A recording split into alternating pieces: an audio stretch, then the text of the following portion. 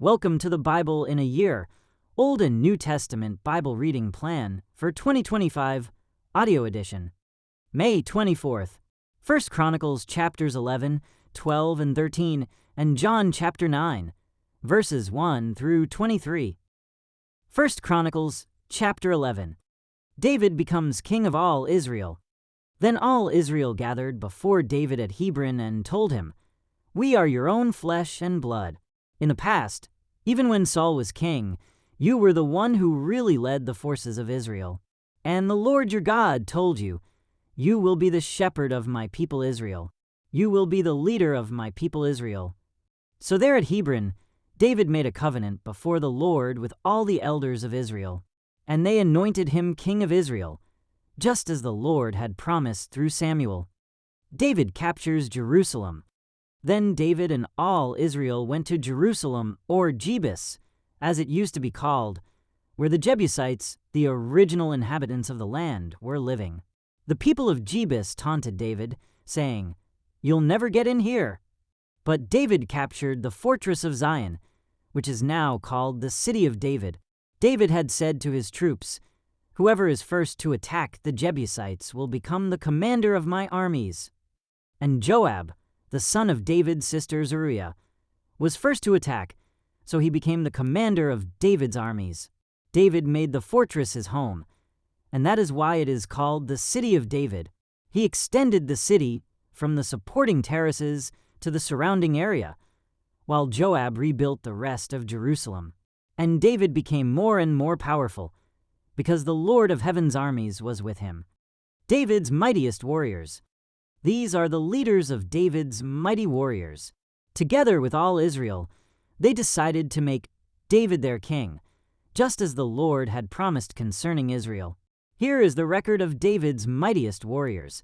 The first was Jashobeam the Hachmonite, who was leader of the three, the mightiest warriors among David's men. He once used his spear to kill 300 enemy warriors in a single battle. Next in rank among the three was Eleazar son of Dodai, a descendant of Ahoah. He was with David when the Philistines gathered for battle at Padamim and attacked the Israelites in a field full of barley. The Israelite army fled, but Eleazar and David held their ground in the middle of the field and beat back the Philistines. So the Lord saved them by giving them a great victory. Once when David was at the rock near the cave of Adullam, the Philistine army was camped in the valley of Rephaim. The three, who were among the 30, an elite group among David's fighting men, went down to meet him there. David was staying in the stronghold at the time, and a Philistine detachment had occupied the town of Bethlehem. David remarked longingly to his men, "Oh, how I would love some of that good water from the well by the gate in Bethlehem." So the three broke through the Philistine lines, drew some water from the well by the gate in Bethlehem, and brought it back to David. But David refused to drink it. Instead, he poured it out as an offering to the Lord. "God forbid that I should drink this," he exclaimed. "This water is as precious as the blood of these men who risked their lives to bring it to me." So David did not drink it. These are examples of the exploits of the three. David's 30 mighty men. Abishai, the brother of Joab, was the leader of the 30. He once used his spear to kill 300 enemy warriors in a single battle. It was by such feats that he became as famous as the three. Abishai was the most famous of the 30 and was their commander, though he was not one of the three. There was also Benaiah son of Jehoiada, a valiant warrior from Kabzeel. He did many heroic deeds, which included killing 2 champions of Moab. Another time, on a snowy day, he chased a lion down into a pit and killed it. Once, armed only with a club, he killed an Egyptian warrior who was 7.5 feet tall and who was armed with a spear as thick as a weaver's beam. Benaiah wrenched the spear from the Egyptian's hand and killed him with it. Deeds like these made Benaiah as famous as the 3 mightiest warriors. He was more honored than the other members of the 30, though he was not one of the 3. And David made him captain of his bodyguard. David's mighty warriors also included Asahel, Joab's brother, Elhanan son of Dodo from Bethlehem, Shammah from Herod, Helez from Pelon, Ira son of Ikesh from Tekoa, Abizer from Anathoth, Sibbecai from Husha, Zalman from Ahoa, Maharai from Netopha, Heled son of Baanah from Netopha, Ithai son of Ribai from Gibeah, in the land of Benjamin, Benaiah from Pirathon, Hurai from near Nahalagash, Abialban from Araba, Asmaveth from Bahurim, Eliabah from Shalbin, the sons of Jashan from Jizan, Jonathan son of Shaji from Har, Ahiam son of Shurar from Har, Eliphel son of Uar, Hefer from Makirah, Ahijah from Pelon, Hezro from Carmel, Parai son of Ezbai, Joel, the brother of Nathan, Mibhar son of Hagri, Zelek from Ammon, Naharai from Beeroth, the armor-bearer of Joab son of Zeruiah, Ira from Jatter, Gareb from Jatter, Uriah the Hittite, Zabad son of Aleh, Adina son of Shiza, the Reubenite leader who had 30 men with him, Hanan son of Makkah, Joshaphat from Mithna, Uzziah from Ashtaroth, Shammah and Jeiel, the sons of Hotham, from Aroer, Jediel son of Shimri, Joha his brother, from Tiz, Eliel from Mahava, Jeribai and Joshaviah, the sons of Elnam, Ithma from Moab, Eliel and Obed, Jaziel from Zobah.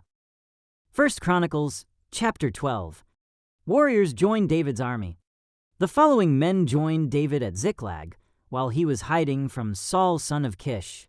They were among the warriors who fought beside David in battle. All of them were expert archers, and they could shoot arrows or sling stones with their left hand as well as their right. They were all relatives of Saul from the tribe of Benjamin. Their leader was Ahiezer son of Shammah from Gibeah. His brother Josh was second in command. These were the other warriors, Jeziel and Pelet, sons of Asmaveth, Barakah, Jehu from Anathoth, Ishmael from Gibeon, a famous warrior and leader among the 30, Jeremiah, Jahaziel, Johanan, and Jozabad from Gedera, Eluzai Jerimoth, Bealiah, Shemariah, and Shephatiah from Haraph, Elkanah, Ishiah, Azarel, Jozer, and Jashabim, who were Korahites, Joelah and Zebediah, sons of Jeraham from Geder. Some brave and experienced warriors from the tribe of Gad also defected to David while he was at the stronghold in the wilderness. They were expert with both shield and spear, as fierce as lions and as swift as deer on the mountains. Ezer was their leader. Obadiah was second. Eliab was third. Mishmannah was fourth. Jeremiah was fifth. Attai was sixth. Eliel was seventh. Johanan was eighth. Elzabad was ninth. Jeremiah was 10th. Macbanai was 11th. These warriors from Gad were army commanders. The weakest among them could take on 100 regular troops, and the strongest could take on 1,000. These were the men who crossed the Jordan River during its seasonal flooding at the beginning of the year and drove out all the people living in the lowlands on both the east and west banks. Others from Benjamin and Judah came to David at the stronghold.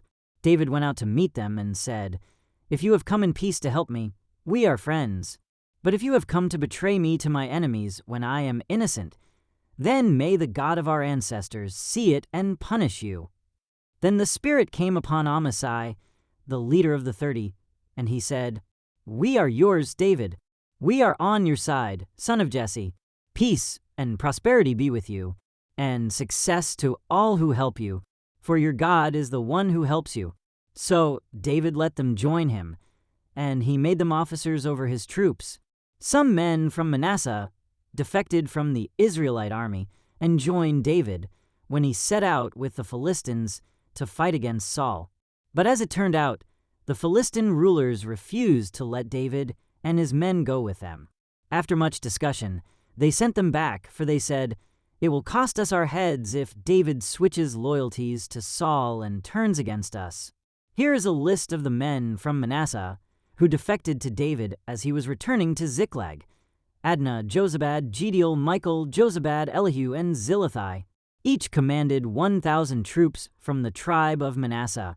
They helped David chase down bands of raiders, for they were all brave and able warriors who became commanders in his army. Day after day, more men joined David, until he had a great army, like the army of God. These are the numbers of armed warriors who joined David at Hebron. They were all eager to see David become king instead of Saul, just as the Lord had promised. From the tribe of Judah, there were 6,800 warriors armed with shields and spears. From the tribe of Simeon, there were 7,100 brave warriors. From the tribe of Levi, there were 4,600 warriors. This included Jehoiada, leader of the family of Aaron, who had 3,700 under his command. This also included Zadok, a brave young warrior, with 22 members of his family who were all officers. From the tribe of Benjamin, Saul's relatives, there were 3,000 warriors.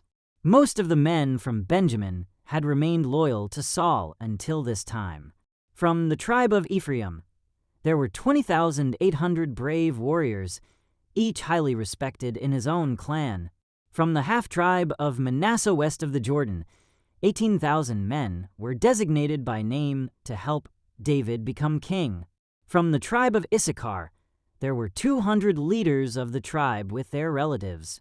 All these men understood the signs of the times and knew the best course for Israel to take. From the tribe of Zebulun, there were 50,000 skilled warriors.